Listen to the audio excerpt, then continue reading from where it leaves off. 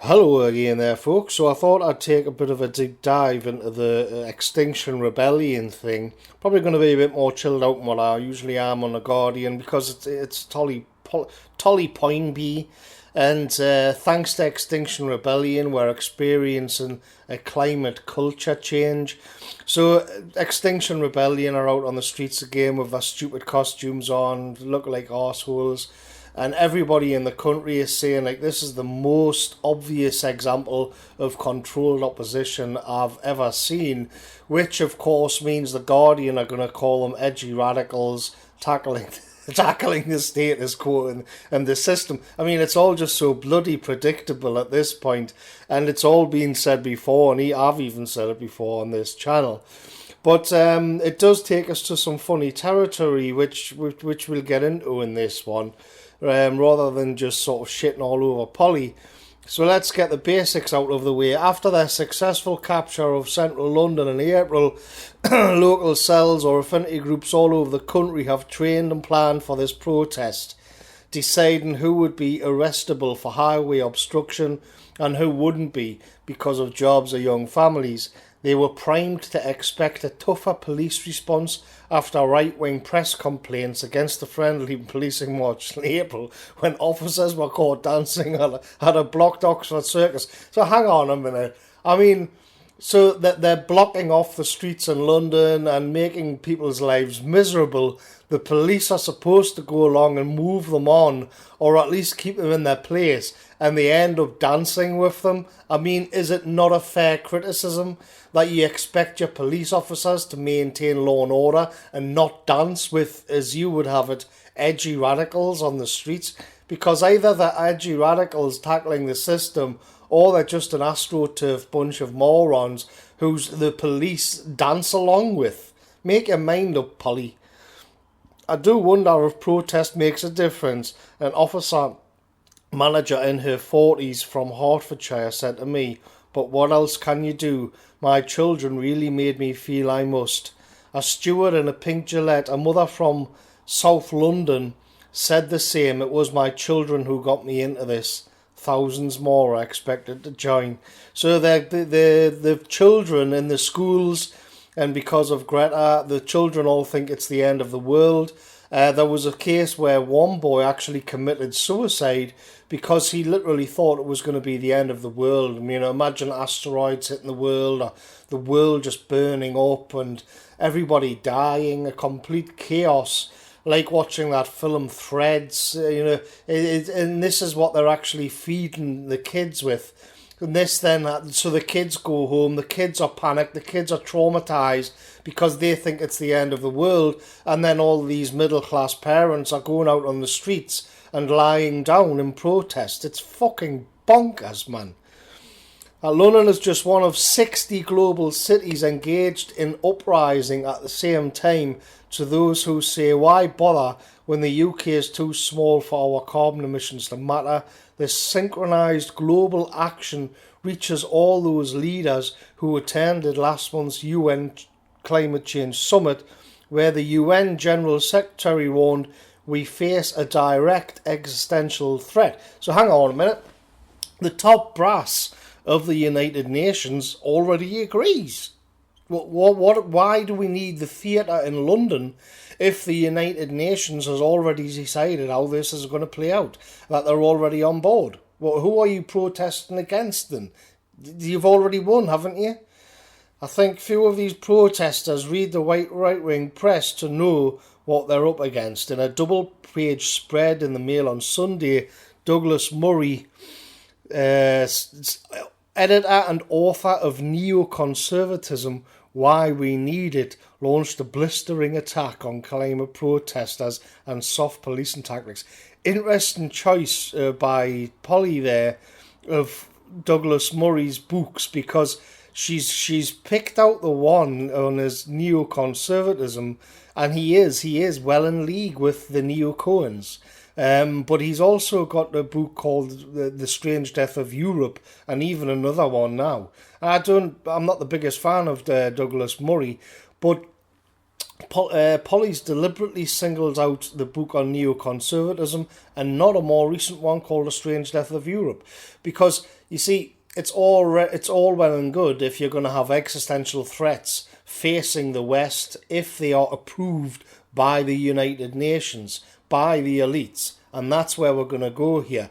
Douglas Murray's book, The Strange Death of Europe, was also about an existential threat as he saw it to Europe, but in that particular case it was to do with multiculturalism, mass immigration.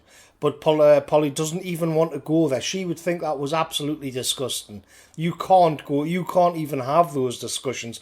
She's got back into the neoconservatism. She's dragged that one out, even though her own positions are closer to neoconservatism than the kind of things Douglas Murray's been saying more recently. Though I still not his biggest fan, to be honest. I think he's a doom monger.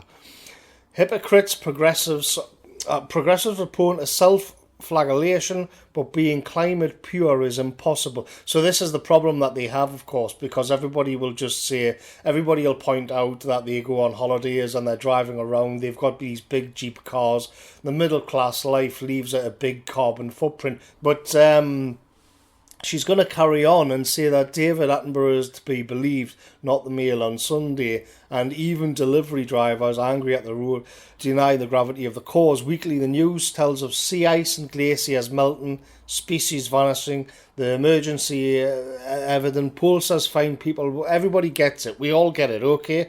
And what she's expecting you to do here is to try, and people like Douglas Murray probably do it. They will kind of say none of it's happening, it's all a conspiracy theory, think of the free markets, think of the damage to the economy that all of this leads to, and I think they're missing the point.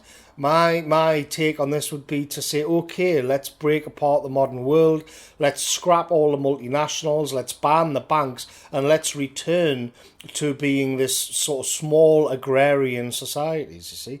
And she moves on. Murray accuses Extinction Rebellion of wanting to engineer the complete destruction of the global economic system. So again, like, will somebody, please God, somebody think of the capitalism, think of the banks, think of the multinationals. And what you're seeing here is two slices of the kosher sandwich, or as people also call it, the Hegelian dialectic playing out, and they bounce off each other. Why not instead say, well, all right, you have a point. The modern world and technology and global capital is disastrous for the planet. Let's tear it all down and go back to ethnically homogenous rural communities. We'll do that. But we're not going to do that at all. And what Extinction Rebellion are doing are looking up towards the already existing power structure and then demanding that they do more. You see, this is the protest group is demanding of the elites that they have more power and more control to save the planet, and that's why they're controlled opposition. The UK may be entering a climate culture change that Page, somebody else you mentioned, compares to the shift in our lifetimes from locking gay people up to a recent poll that found 66% would have no concerns about same-sex marriage in the royal family. And this is where Polly drops the bomb. Flying, driving, eating beef may go the way of smoking, but only if the heavy lifting is done by the state. But hang on a minute, so it's going to be made socially taboo to fly, drive, or eat beef. I mean, this is... But Polly, here's the problem. Polly doesn't even believe in the nation state. She's like one of the most pro-EU of all of the Guardian writers, and she'd probably be up for merging the European Union into a world state. We've already seen above the United Nations is in on this. They agree with it. Yeah, we need more power. We need more power to control everything to save the planet. That's why we need it. But let's just stick with the EU for the time being then, because Polly doesn't want the nation state to do it. She wants the EU to do it. So then we're going to be living in this situation where the European Union are going to make it taboo not illegal yet, but that'll come. But for the beginning, what Polly's going on about here is flying, driving, and eating beef. So it'll be stigmatized to eat beef, and they'll like layer it with taxes. So you won't get a Big Mac anymore. You won't go to the bar and have a steak and chips anymore. You may have to sit outside in the rain and eat it or something like that. Well, of course, this plays into what we've been seeing, where humans will eat maggot sausages as a meat alternative. So they're already preparing the substitutes for this.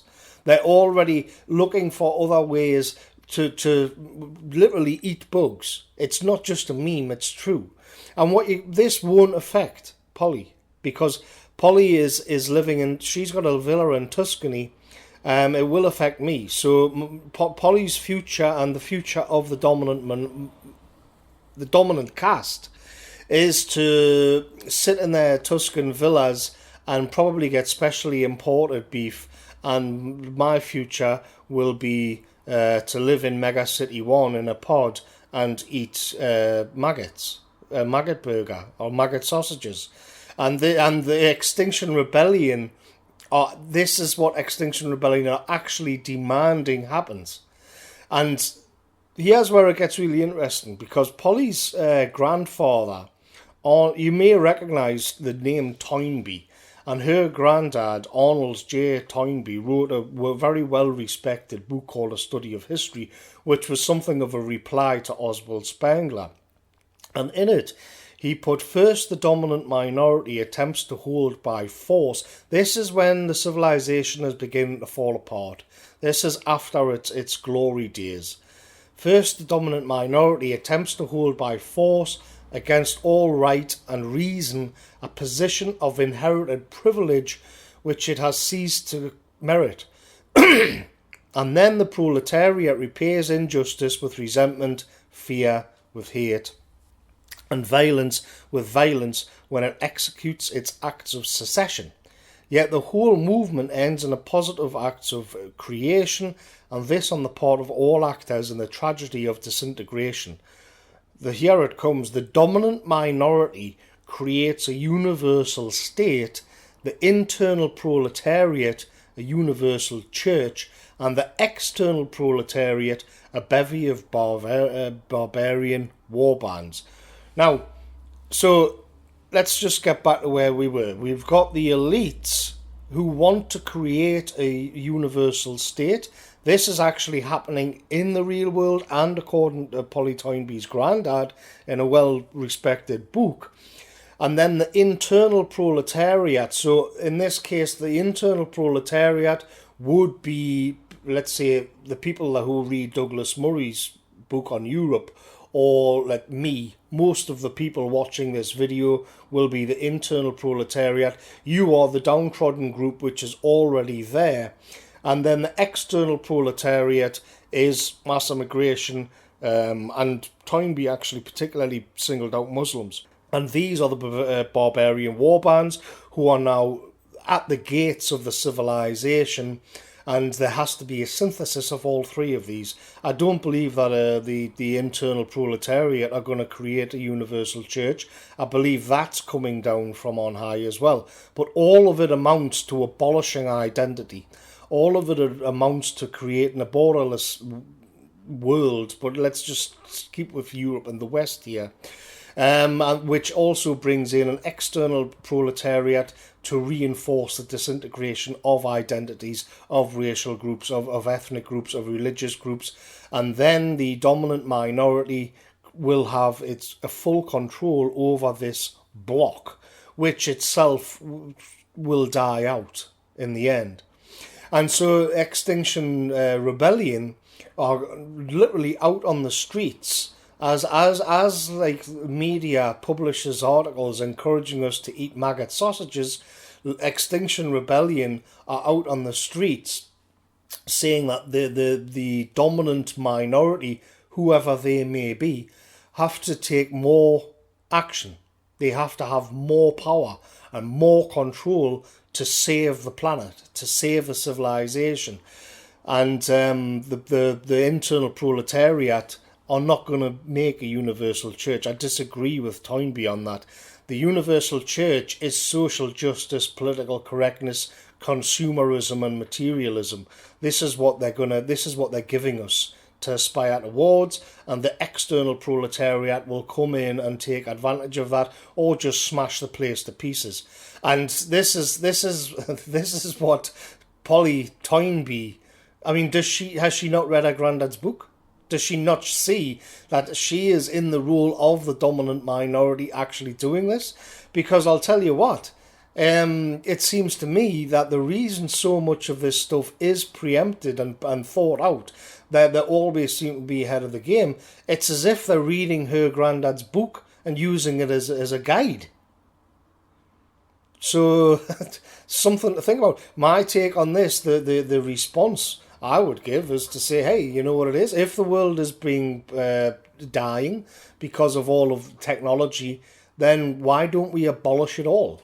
Why don't we just tear it all down and go back to semi-agrarian societies, still with the internet and some border patrols, but by and large just leaving people alone, just tear it all to bits. So something to think about there. And I'll catch you later, folks.